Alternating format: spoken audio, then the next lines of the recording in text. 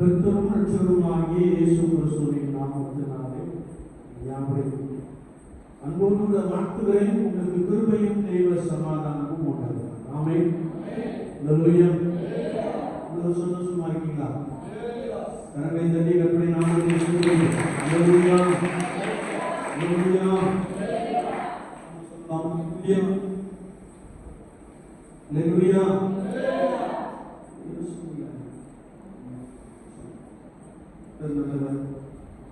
அவர் கிருபை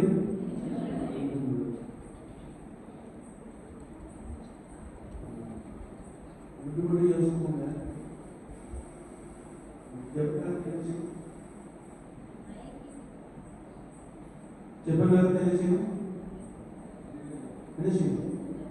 சுருக்கணுமா கூட்டணும்? கூட்டணும் இல்லையா? ஜெபிக்கிற நேரத்தை என்ன செய்யணும்? கூட்டணும். சில இடத்துல ஒரு மணி வரைக்கும் சொல்றாங்க. நம்ம முடியறது விட்டுருங்க, அதை யோசிக்க வேண்டாம். ஒரு கொஞ்சம் 10 மணி அப்படின்னா ஒரு 11 மணி வரைக்கும் இருக்கணும். அதுக்கு ஜெபிக்கிறதுக்கு ஆள் தேவை, வளர்ப்பாடு கொடுப்பாங்க. வேலைக்கு ஆள் தேவை அப்படிங்கிற மாதிரி இப்போ ஜெபிக்கிறதுக்கு ஆள் தேவை இல்லையா? ஜெபிக்கிற நிறைய பேர் வந்தீங்கன்னா கர்த்தர் இன்னும் பெரிய காரியங்களே செய்வாங்க. ஆமென். நிறைய கொடுக்க முடியும், கொடுக்க முடியும். சில நேரம் போதும் இதுக்கு முன்னாடி சும்மா கொடுத்தாங்க. எல்லாம் பாட்டிலையும் உடுப்பிட்டேன் அப்படின்னு நினைக்கலாம். ஆனால் அசல் நினைக்கிறதுனா 1 மணி நேரமாவது சத்தமா சொல்ல 1 மணி நேரமாவது விழித்திருக்க கூடாதான் அப்படின்னா 1 மணி நேரமாவது உட்கார்ந்து செய்யணும், ஜெபிக்கணும் இல்லையா? நம்ம சொல்லுவதே 4 மணி நேரம் போய் டோட்டலாக பார்த்தா 1 மணி நேரம் தோணும். விசுவாச வாழ்க்கையில ஜெபனாக செய்யணும், கூட்ட வேண்டும். கூட்டுகின்ற பொழுது ஆண்டவருடைய சமூகத்திலே காத்திருக்கிற பொழுது ஆண்டவர் நம்மை பலமாய் செய்வார், நடத்துவார். ஆமென். அல்லேலூயா. எத்தனை பேர் கரெக்டா 10 மணிக்கு முடிக்கணும் இல்லையா? சொல்றது அப்படியே கணக்கு கேட்டு என்ன பிரசன்ட் பண்ணணும்? உங்களுக்கு ஆசீர்வாதமான ஜெபத்தை கொடுக்கணுமா, ஆசீர்வாதமான பிரசன்னம் பண்ணணுமா அப்படின்னு கேட்க வேண்டிய ஒரு சூழ்நிலைக்கு சபையினர் என்ன செய்யப்பட்டு தள்ளப்பட்டது இல்லையா? ஆனாலும் கர்த்து நமக்கு எதை சொல்லுகிறாரோ அதை கேட்கும். ஆமென். அல்லேலூயா. சந்தோஷமா இருக்கீங்களா? சத்தம் கீழே போயிட்டு வாடி கழிச்சு கீழே போகும். ஆண்டுடைய சமூகத்தில் உன்னத பலத்தோடு என்ன செய்யணும்? காத்து இருக்க வேண்டும். நான் நினைக்கிறேன், நான் பார்க்கப்படுறதோட எல்லாம் பண்ணீங்கன்னா 3 நாளைக்கு எதிர்க்க பண்ணிக்கிடுவாங்க. நல்ல வீட்டுக்கார சபையில் என்ன செஞ்சிருக்காங்க, அவருக்கு நான் 3 நாள் என்ன செய்யக்கூடாது, டயர்டாக சொல்லிவிடுறது இல்லையா? பரவாயில்ல, கர்த்தர் நல்லது. ஆமென். சரி, கர்த்தருக்கு பிரியமானது என்னது? சோதித்து பாருங்கள். நான் அப்பப்போ சொல்லிக்கிட்டே இருக்கேன் இல்லையா? ஆண்டவருக்கு பிரியமானது என்ன என்பதை விசுவாசியுடைய வாழ்க்கையில் எடுத்துக்கணும். எத்தமும் சோதித்து பார்த்து நடக்க வேண்டும் என்று வசனம் சொல்லுது. எடுத்து ஒரு வாசிக்கலாம் சத்தமா. நீதிமொழி புஸ்தகம் 11ஆம் அதிகாரம் 20ஆம் வசனம்.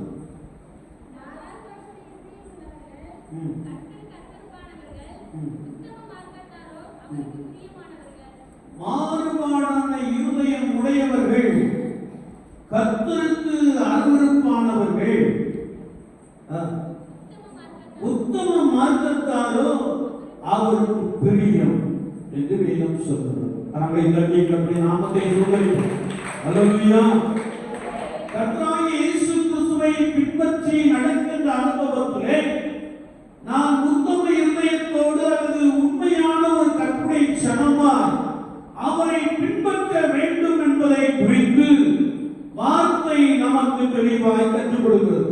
அப்படி நாம் கர்த்தருக்கு பிரியமானதை செய்து அவரை பிரியப்படுத்துகின்ற அனுபவம் நிறைந்திருக்கின்ற பொழுது ஆண்டவர் நம்மை எப்படி இருக்கிறார்? பிரியமாய் இருக்கிறார். அல்லேலூயா. அல்லேலூயா. ஒருவேளை ஆண்டவரை பிரியப்படுத்துகிற அனுபவம் கர்த்தருடைய ஜனங்கள் மத்தியிலே நிறைவாய் இருக்க வேண்டும் என்பதை குறித்து வசனம் நமக்கு மிக தெளிவாக கற்றுக் கொடுக்கும். அதே நேரத்தில் மாறுபாடுள்ள இருதயம் உடையவர்கள் கர்த்தருக்கு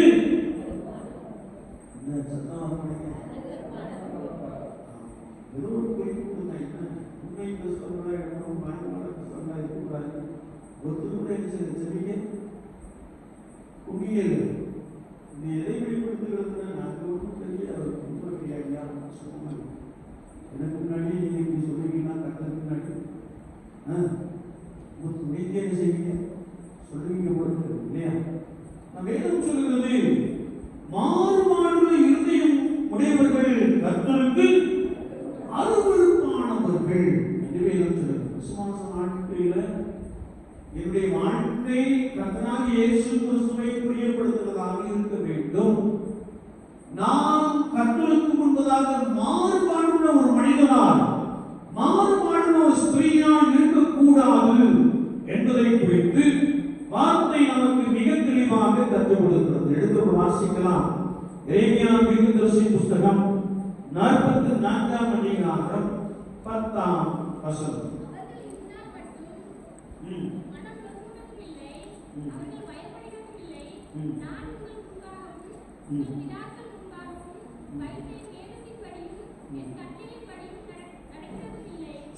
இங்கே கர்த்தருடைய வார்த்தை சொல்லுகிறது, கர்த்தருடைய ஜனங்களை குறித்து கர்த்தருடைய ஆவியானவர் எரேமியா தீர்க்கதரிசியை கொண்டு பேசுகின்ற பொழுது 9ஆம் வார்த்தையை நாம் வாசிக்கிறோம்.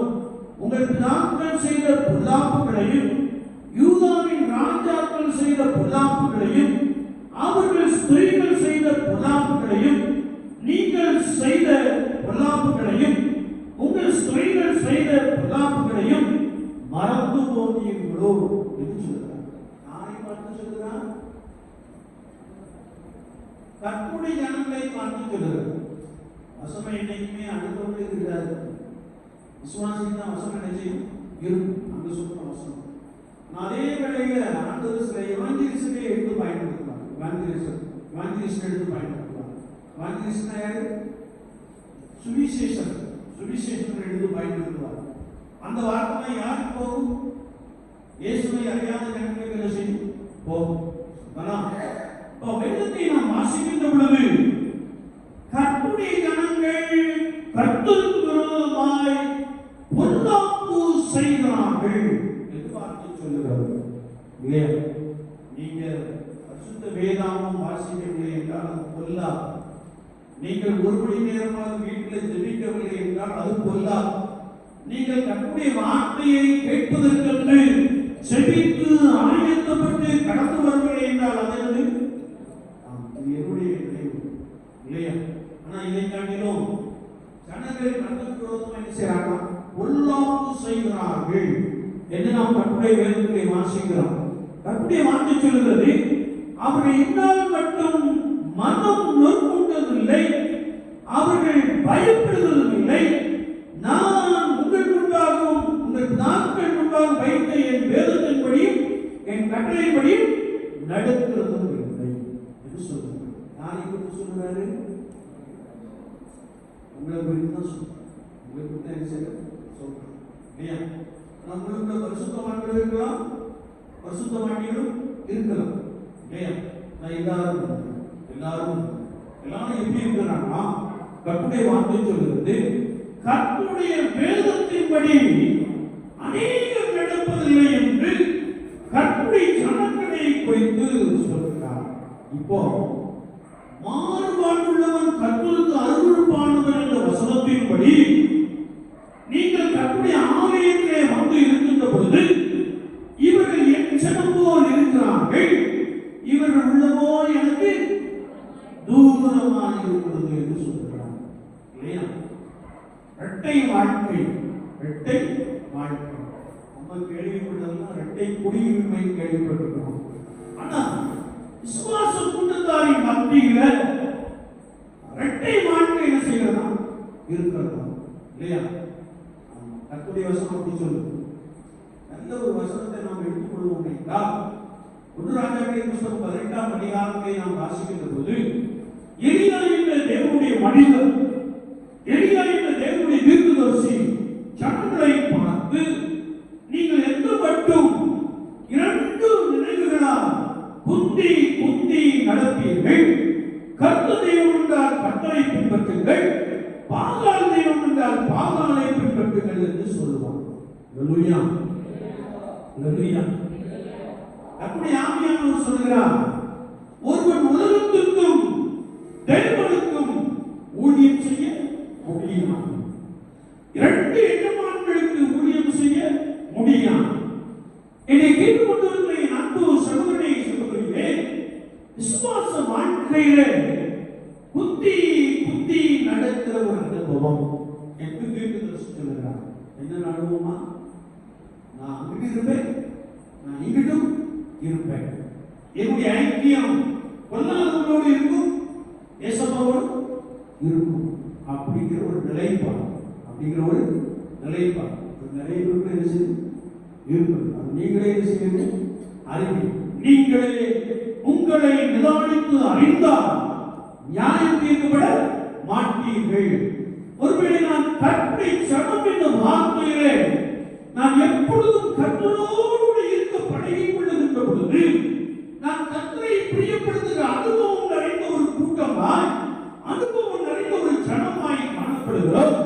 அதை விட்டுவிட்டு நான் ஒருவேளை கர்த்தரும் வேணும் உலகமும் வேணும் அப்படின்னு நினைச்சேன்னா நீங்க தான் யார்?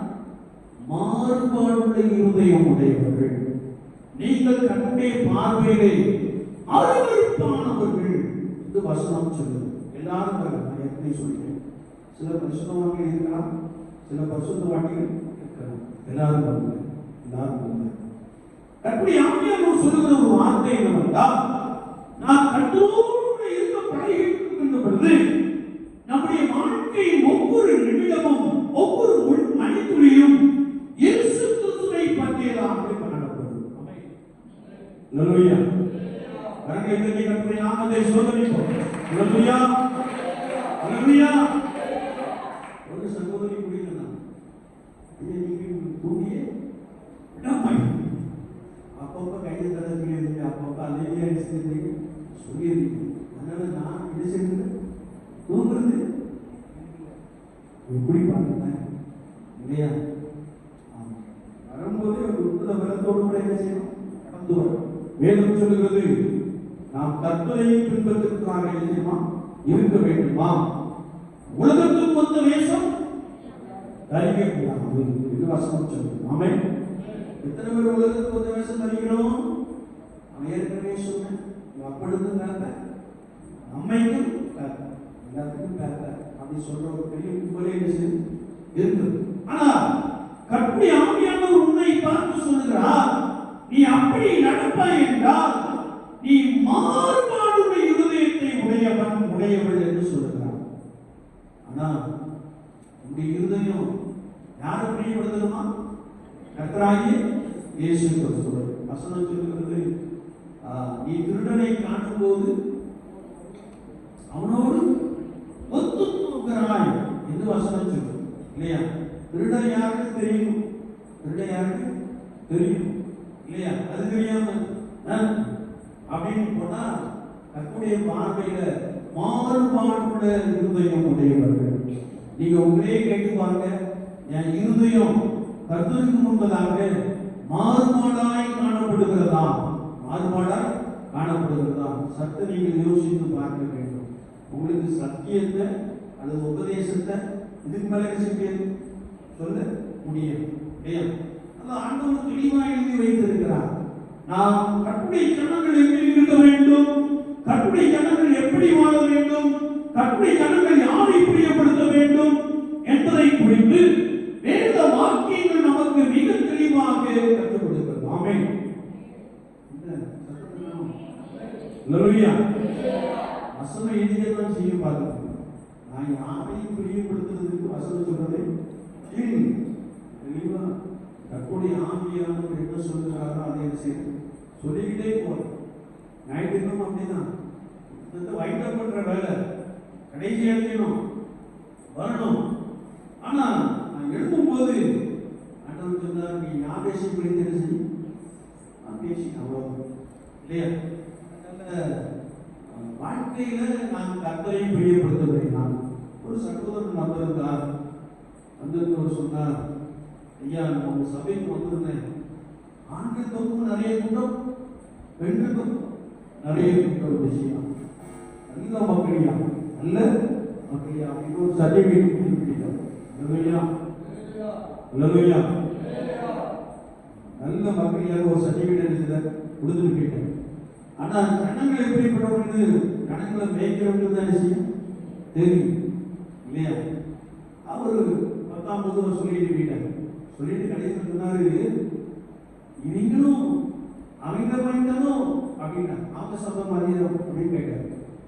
நான் சொன்ன சபைக்கு 4 பேர் எப்படி இருந்துச்சாங்க இருப்பாங்க. இந்த சபையா இருந்தாலும் இருப்பாங்க, பெரிய சபையா இருந்தாலும்.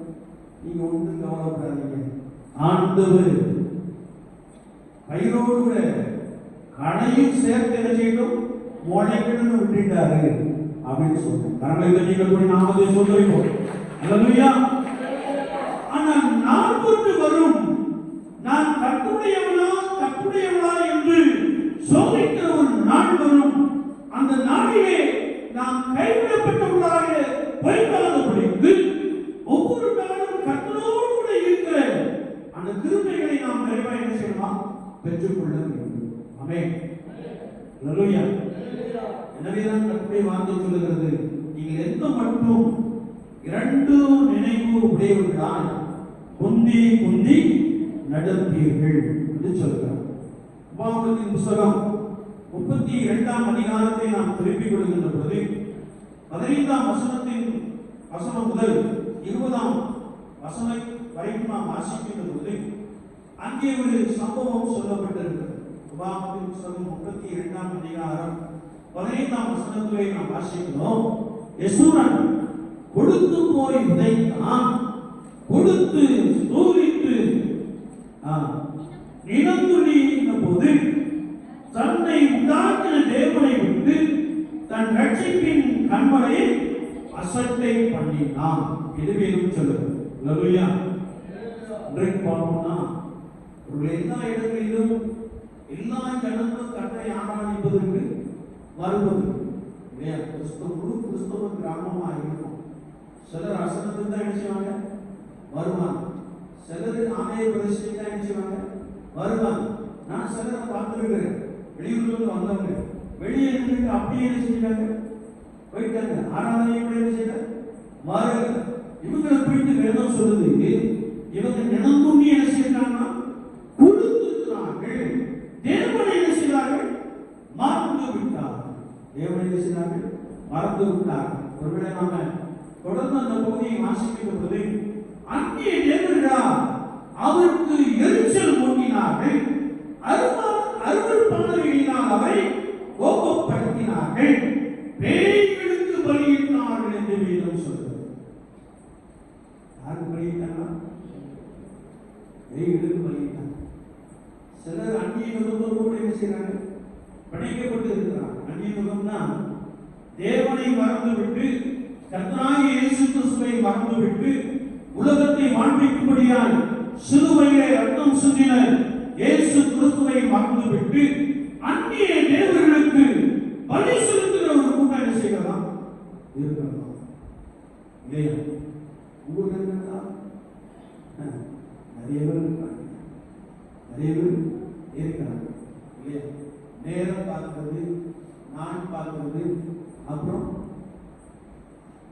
இல்லையா வார்த்தை பார்க்கிறது, இதெல்லாம் அந்நிய கிரியை, அந்நிய கிரியை.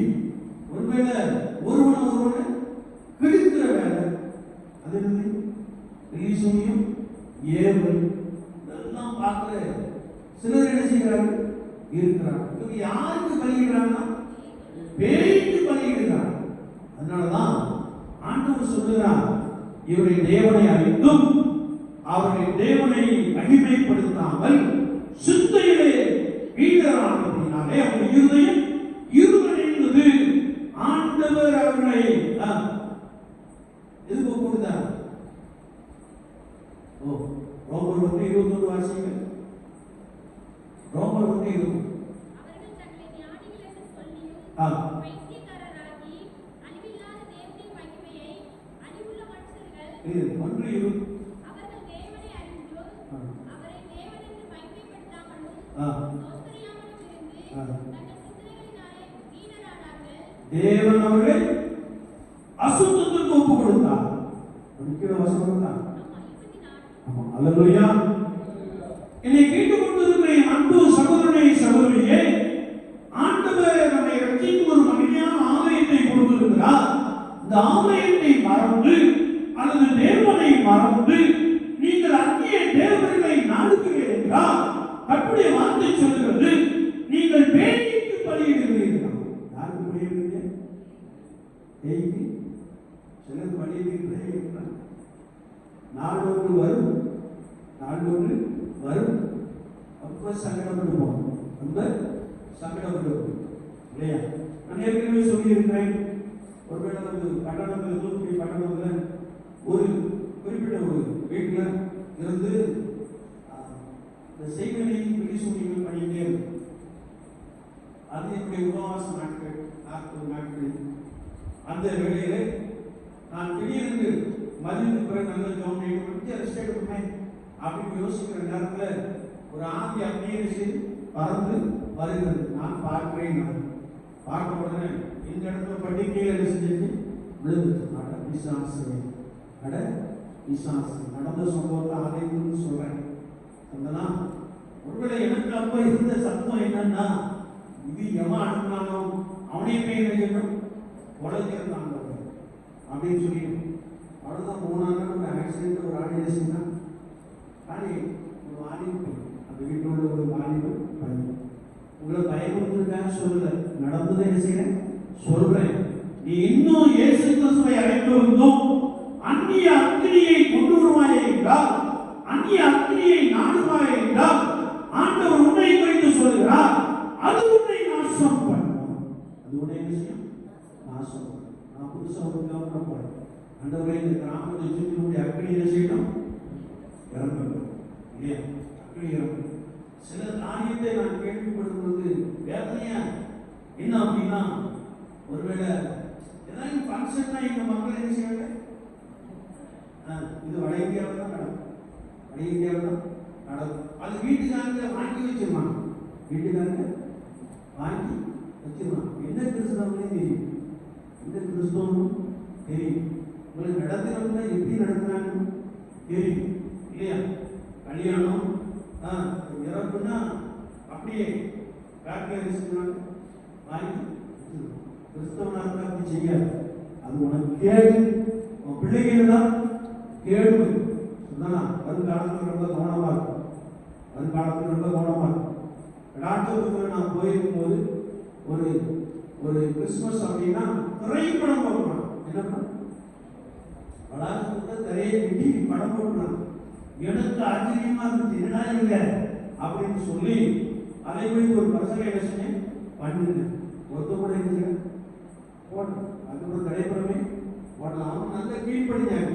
உங்களுடைய கீழ்ப்படிதலை குறித்து எனக்கு கொஞ்சம் கேள்வியாக இருக்கு.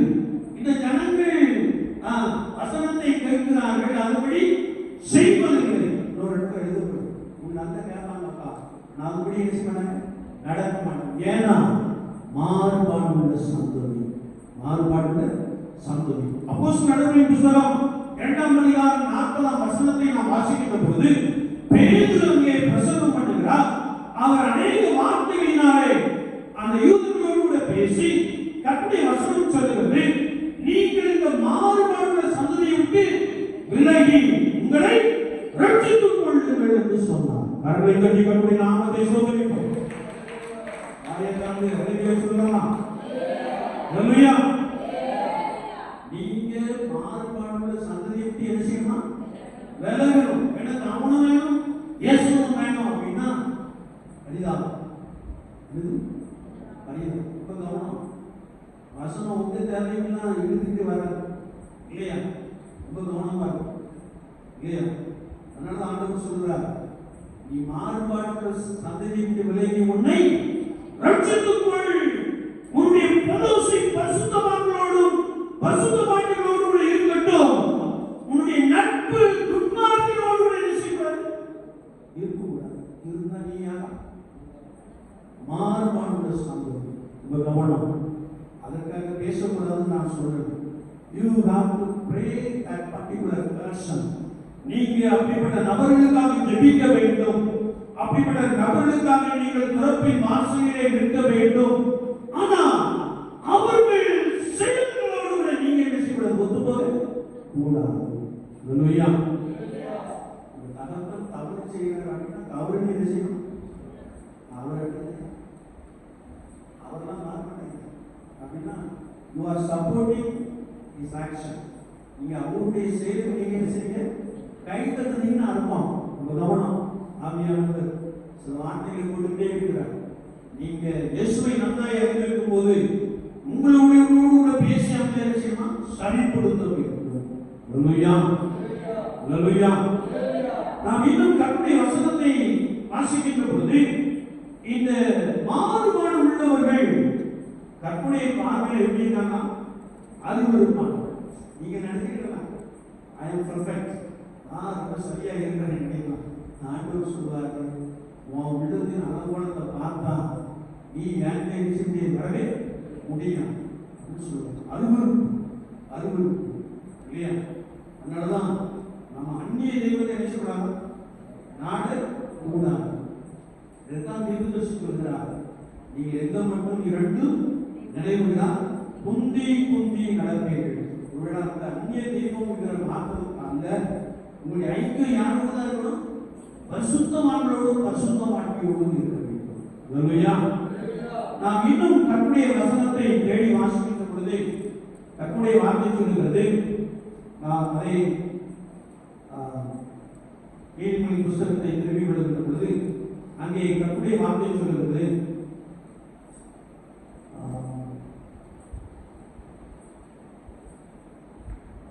உபாகமம் 32 நாம் வாசித்தபடி அவங்க யாருக்கு பணியிடுகிறாங்க?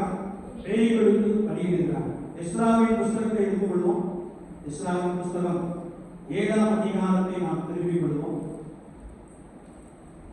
10ஆம் வசனத்தை ஒரு வாசிக்கலாமா?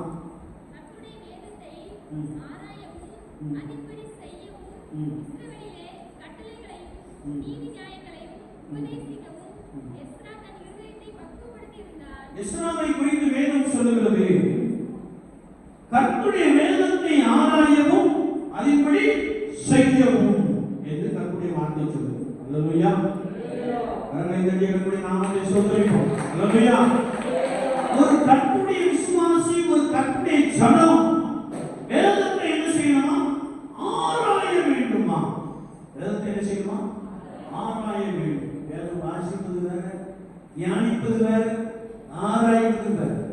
ஆராய்வது வேற. இந்த வேதத்தை ஆராய்வதற்கு கர்த்தருடைய ஆவியானவருடைய ஒத்தாசை நமக்கு தேவை. ஹல்லேலூயா. இன்றைக்கு எத்தனை பேர் வேதம் வாசிக்கிறீர்கள்? என்ன வேதம் கேட்கணும்? நீங்க எத்தனை பேர் பரிசுத்த வேதம் வாசிக்கிறீர்கள்? இல்லையா?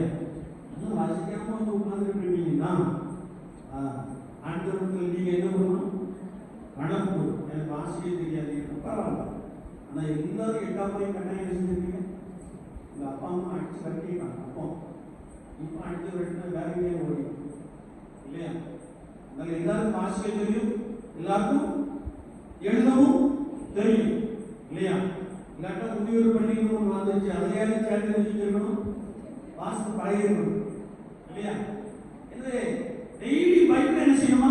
வாசிக்கணும். அதனாலதான் சங்கீதம் 1:2 சொல்லுகிறது, கர்த்தருடைய வேதத்தில் சத்தமா சொல்லுங்க, சூடெல்லாம் காப்பி இருக்குது இல்லையா? கர்த்தருடைய வேதத்தில் பிரியமாயிருந்து இரவும் பகலும் வேதத்தை தியானிக்கிற மனுஷன் பாக்கியவான்.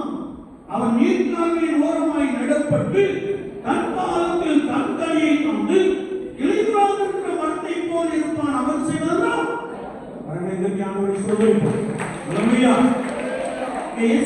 தேவனுடைய மனிதனை குறித்து பார்க்கிறோம். கர்த்தருடைய வேதத்தை ஆராயவும் அதின்படி செய்யவும் இஸ்ரவேலிலே கட்டளைகளையும் நீதி நியாயங்களையும் உபதேசிக்கவும் எஸ்ரா தன் இருதயத்தை பக்குவப்படுத்தி இருந்தான். அல்லேலூயா. என்னை கேட்டுக்கொண்டிருக்கிற என் அன்பு சகோதரனே, சகோதரியே, உன்னுடைய இருதயம் கர்த்தருடையதாய் காணப்படுமே என்றால் நீ கர்த்தருடைய வேதத்தை வாசித்து அதன்படி நடப்பாய். வேதம் சொல்லுகிறது, கர்த்தருடைய வார்த்தைப்படி நடக்கிற உத்தம மார்க்கத்தார் பாக்கியவான்கள். கரங்களை தட்டி கர்த்தருடைய நாமத்தை ஸ்தோத்திரிப்போம். அல்லேலூயா. ஒருவேளை நாம் வேதத்தை ஆராய வேண்டும், வேதத்தின்படி செய்ய வேண்டும், வேதத்தின்படி நடக்க வேண்டும் என்றால் என்னுடைய இருதயம் கர்த்தருக்கு நேராய் பக்குவப்பட்டு இருக்க வேண்டும் என்று வேதம் சொல்கிறது. அல்லேலூயா. அல்லேலூயா. அதனால எலியா தீர்க்கதரிசி பலிபீடத்தை என்ன செய்தார்? சொப்பனிட்டார். பலிபீடத்தை என்ன செஞ்சார்? சொப்பனிட்டார். நமக்கு ஒரு பலிபீடம் உண்டு, நம்முடைய இருதயம். சரீரமாய் ஆகும் இருதயம், சரீரமாய் ஆகும் இல்லையா? இந்த இருதயம் கர்த்தருக்கேற்ற பலிபீடம் என்ன செய்யணுமா? காணப்படும். இதுல அப்பப்ப தேவையான எதையும் நடக்கிட்டே இருக்கக்கூடாது இல்லையா? கோபமா தான் ஒரு 4 வார்த்தைகளை நடக்கிறக்கூடாது இல்லையா? அசுத்தமான வார்த்தைகளை மட்டுமே என்ன செய்யக்கூடாது? கோபத்தினால என்ன செய்யக்கூடாது? நடக்கிறக்கூடாது. அன்பில்லாம என்ன செய்யக்கூடாது? நடக்க கூடாது இல்லையா? அப்ப இந்த பலிபீடம் அல்லது நம்முடைய இருதயம் கர்த்தருக்கேற்ற ஒரு இருதயமாய் காணப்படுகின்ற பொழுது நீங்கள் கர்த்தருடைய வழியிலே உற்சாகப்படுகிறீர்கள், நீங்கள் கர்த்தருடைய வழியிலே நடக்கிறீர்கள், நீங்கள் கர்த்தருக்கு ஏற்றவர்களை சிந்திக்கிறீர்கள், நீங்கள் கர்த்தருடைய சித்தத்தை அறியும்படியால் அதிகாரமே நிறுவனத்தினராய் காத்திருக்கிறீர்கள். கர்த்தர் உங்களை ஆசீர்வதிக்கிறார். அல்லேலூயா. அல்லேலூயா. இப்போ நீங்க ஆலயத்தில் இருக்கிற உங்க இருதயம் மாறுபாடுள்ள இருதயமா அல்லது கர்த்தருக்கேற்ற இருதயமா? நீங்க தான் என்ன செய்யணும்? உங்களை நீங்க தான் நியாயம் தீர்த்துக்கணும். உங்களை நீங்க தான் என்ன செய்யணும்? நியாயம் தீர்த்துக்கணும் இல்லையா? அந்த இருதயம் எப்படிப்பட்டதாக காணப்படுகிறது? வேதம் சொல்லுகிறது, மாறுபாடுள்ள இருதயம் உடையவர்கள் கர்த்தருக்கு அருவருப்பானவர்கள் என்று வேதம் சொல்லுகிறது. மாறுபாடுள்ள இருதயம் எனக்கு இருக்குதா? நீங்க தான் என்ன செய்யணும்? அவசியம். கொஞ்சம் அப்படி வளர்ந்தால் கிடைக்கலாமா? ஆண்டுடைய காலத்தில் நம்ம அர்ப்பணித்துக் கொள்வோம். ஆண்டவரே, உடைய வசனம் பல விஷயங்களை நோக்கி கடந்து வருகிறது. இந்த வசனத்துக்கு கீழ்ப்படிய உதவி செய்யும் என்று சொல்லி நிர்மாமா இருப்பாங்க. கடைசி காலத்தில் சில ஆட்கள் அப்படி இருக்குது. கடைசி காலத்தில் ஜனங்கள் இருமாப்பா இருப்பாங்க. இந்த சூழ்நிலை வேற அப்படின்னு வசனம். ஆனால் கர்த்தருடைய சத்தத்திற்கு கர்த்தருடைய வார்த்தைகள் செவி கொடுத்தவர்களாக ஆண்டவரே, என்னுடைய இருதயம் உமக்கு என்றதாய் காணப்படட்டும் என்று சொல்லி நம்மை கர்த்தருடைய சமூகத்தை அர்ப்பணித்துக் கொள்வோம். வேதம் சொல்கிறது, உத்தம மார்க்கத்தால் அவருக்கு பிரியும். ஆண்டவரே, நான் உத்தமமாய் நடக்க என்னுடைய இருதயம் உமக்கு முன்பதாக உண்மையுள்ள ஒரு இருதயமாய், உத்தமமான ஒரு இருதயமாய், அருவருப்புகள் எல்லாவற்றையும் அகற்றி போட்ட ஒரு இருதயமாய், பரிசுத்த இருதயமாய் காணப்பட கிருபை தாரும் ஆண்டவரே என்று சொல்லி நம்மை கர்த்தருடைய சமூகத்திலே தாழ்த்திக் கொள்வோமா? தாழ்த்திக் கொண்டால் பரிசுத்த ஆவியானவர் உங்களை நடத்த போதுமானவராக இருக்கிறார். கர்த்தருடைய ஆவியானவர் சொல்கிறார், இவர்கள் பல திசை என்னுடைய வசனத்தை கேட்டும் துணிகரமாய் நடக்கிறார்கள் என்று சொல்கிறார். இவர்கள் என்னுடைய வசனத்தை கேட்டும் என்னை மறந்து போனார்கள். இவருடைய செயல்பாடுகள் ஒருவேளை என்னை விட்டு தூரமான ஒரு செயல்பாடாய் காணப்படுகிறது என்பதை குறித்து கர்த்தருடைய ஆவியானவர் சொல்கிறார். என்னை கேட்டுக்கொண்டிருக்கிற அன்பு சகோதரனே, சகோதரியே, மாறுபாடு இருதயமுடையவர்கள் கர்த்தருக்கு அருவருப்பானவர்கள், உத்தம மார்க்கத்தாரும் அவருக்கு பிரியம். நான் கர்த்தருக்கு முன்பதாக உத்தமமாய் நடக்கிறேனா? கர்த்தர் எனக்குள்ளே வந்து வாசம் பண்ணுகிற ஒரு தேவாலயமாய் நான் காணப்படுகிறேனா? பரிசுத்த ஆவியானவர் எனக்குள்ளே வந்து வாசம் பண்ணுகிற ஒரு நபராக நான் காணப்படுகிறேனா? சற்று நாமே நிதானித்து ஆராய்ந்து பார்ப்போம். ஒரு அந்நிய தேவர்களை நீங்கள் நாட வேண்டாம், அது உங்களுக்கு கேட்டை உண்டு பண்ணும் என்று வசனம் சொல்லுகிறார். அது மாத்திரமல்ல, ஐக்கியம் பரிசுத்தவான்களோடும் பரிசுத்த வாக்கியங்களோடு காணப்படட்டும். கர்த்தர்களே பிரியமுடையவராக இருக்கிறார். ஆண்டவரே, எனக்கு உதவி செய்யும் என்று சொல்லி கர்த்தருக்கு பிரியமானது இன்னதென்று சோதித்து பாருங்கள் என்ற வசனத்தின்படி ஆண்டவரே, எனக்கு உதவி செய்யும். வார்த்தை என்னை ஊடுருவி சென்று கொண்டே இருக்கிறது. ஆண்டவரே, எனக்கு இந்த ராத்திரி ஒரு விஷயம் உதவி செய்யும்.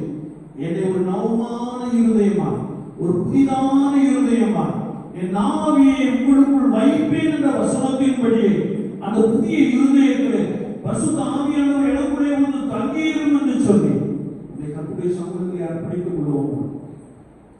கடைசி காலத்தில் சனங்கள் இருமாப்பா இருப்பாங்க, கடினப்பட்ட இருதயம் உடையவர்களா இருப்பாங்க.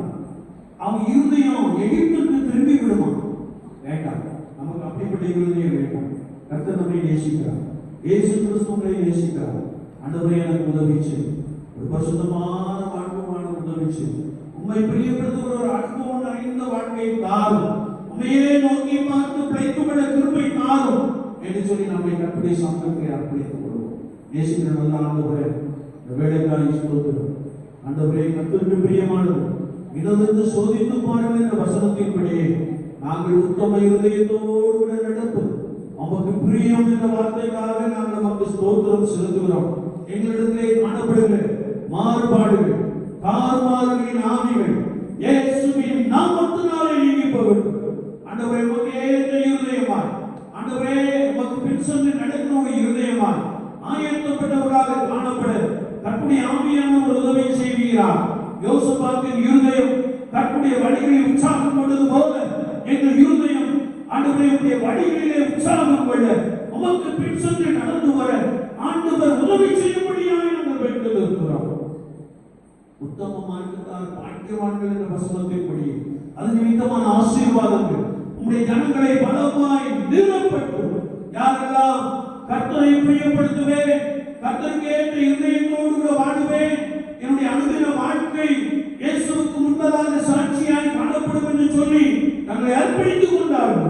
அவர்கள் மேல் இரட்டிப்பான நன்மைகள், இரட்டிப்பான ஆசீர்வாதங்கள் இயேசு கிறிஸ்துவின் நாமத்தினாலே உண்டாகும். அந்த பிரேரணை பலப்படுத்தும், உமக்கு சொந்தமாக்கிக் கொள்ளுங்கள். சிறுவையில் சிந்தின ரத்தத்தினால் இன்னும் அன்பின் கயிற்றினால் ஒவ்வொருவரையும் கொண்டு இழுத்து கொள்ளும் இயேசு சாமம். கிருபை ஒவ்வொருவரையும் பலமாய் தாங்கி வழிநடத்தும். அதில் குட்டி பிள்ளைகளுக்காக ஸ்தோத்திரம், கடந்தோட்ட ஆசீர்வதி, அருமையான தம்பிமார்களுக்காக ஸ்தோத்திரம், வாலிப பிள்ளைகளுக்காக ஸ்தோத்திரம், ஆசீர்வதித்தரும் கர்த்தருக்கு காத்திருப்போர் வெட்கப்பட்டு போவதில்லை என்ற வசனத்தின்படியே இந்த இரவு வேளையிலும் உமக்காக வந்து காத்திருக்கும்படி ஜனங்கள், இந்த ஜனத்தின் பிள்ளைகள் உண்மையிலே பயன்படுகிற அனுபவத்தால் நிரப்பப்படும். அது நிமித்தமான ஆசீர்வாதம் ஒவ்வொரு முறையும் தரப்படும். இன்றைக்கும் ஆண்டவரே ஸ்நாக்ஸ் ஆண்டவரே மற்றும் தேநீர் கொடுக்கிற குடும்பத்திற்காக ஸ்தோத்திரம். அவர்களை குடும்பத்தை கர்த்தர் பலப்படுத்தி ஆசீர்வதிக்கிறார். பிரசன்னம் மாத்திரம் எங்கள் மனசுக்கு பலமாய் நடந்து கர்த்தருடைய ஆசீர்வாதம் ஆண்டவரை உதவி செய்கிற அந்த குடும்பத்தின் மீது பலமாய் இறங்கட்டும். அவர்கள் நினைப்பதற்கு வேண்டிக் கொள்ளும் மேலான நன்மைகள் இயேசு கிறிஸ்துவின் நாமத்தினாலே உண்டாகும். கர்த்தர் ஆசீர்வதிக்கிறார். கர்த்தருடைய ஆலயத்தில் உங்களை ஆசீர்வதிக்கிறோம் என்ற வசனத்தின்படி பரிசுத்த யாக்கோபின் ஆலயத்திலிருந்து கர்த்தருடைய ஜனங்களை ஆசீர்வதிக்கிறோம். எல்லா நன்மையினாலும் நிரப்புகிறார். இயேசு கிறிஸ்துவின் நாமத்தில் ஜெபம் கேளும் பரிசுத்த பிதாவே. தேவனுடைய இரக்கமுள்ள கிருபைக்கும் பராமரிப்புக்கும் பாதுகாப்புக்கும் உங்களை ஒப்புக்கொடுக்கிறோம். கர்த்தர் உங்களை ஆசீர்வதித்ததாக கடவுள். கர்த்தர் தம்முடைய முகத்தை உங்கள் மேல் பிரகாசிக்கப்பட உங்கள் மேல் கிருபையாய் இருக்க கடவுள். கர்த்தர் தம்முடைய முகத்தை உங்கள் மேல் பிரசன்னமாக்கி இப்பொழுதும் எப்பொழுதும் சமாதானம் கட்டளையிடுகிறவர். என் ஆத்துமாவே கர்த்தரை ஸ்தோத்திரி, என் முழு உள்ளமே அவருடைய பரிசுத்த நாமத்தை ஸ்தோத்திரி. என் ஆத்துமாவே கர்த்தரை ஸ்தோத்திரி, அவர் செய்த சகல வார்த்தை மறவாதே. ஆமென். கர்த்தர் உங்களோடு இருப்பாராக. தேவ சமாதானத்தோடு போகிறோம். கர்த்தருக்கு ஸ்தோத்திரம். கர்த்தரை ஆசீர்வதிக்கட்டும். கர்த்தரை ஆசீர்வதிக்கட்டும்.